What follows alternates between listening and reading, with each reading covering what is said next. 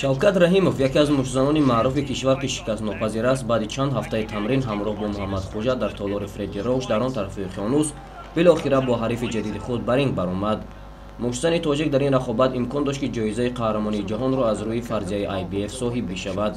ин мушзани номи меҳан шоми 5 ва субҳи 6 ноябр дар Амороти Муттаҳидаи Араб дар варзишгоҳи Иттиҳоди Абу-Даби мебоист ибтидо бо боксёри бритониёи Ҷо Кордин рақобат кунад.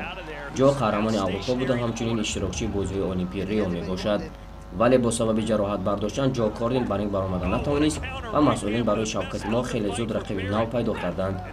рақиби ҷадиди ӯ яке аз мушзанони бо маҳорати Британияи Кабир Зельфа Баррет гардид. Баррет дар корномааш 28 пирӯзӣ ба даст оварда 2 маротиба мувоҷиҳаи шикаст низ шудааст. бояд гуфт ки Шавкат Раҳимов аллакай барои ба даст овардани ин камарбанд як маротиба рақобат карда буд. ӯ соли 2021 муқобили Ҷозеф Диас ки соҳиби камарбанд буд нерӯ санҷид ва дар он рақобат Ҷозеф Диас камарбандашро аз даст дод, вале ҳамчунин Шавкат низ ӯро соҳиб шуда натавонист, чунки баъди 12 раунди рақобат доварон натиҷаи мусовиро ба қайд гирифтанд.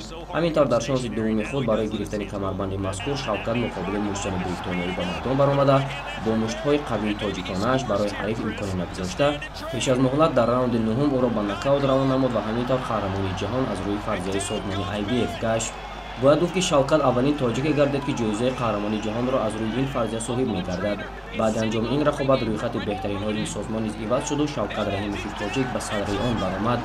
пирӯзии таърихии мазкур барои ҳамватанон муборак бошад ва бигзор Шавкат солҳои тӯлонӣ дар зинаи аввали ин созмон боқӣ бимонад.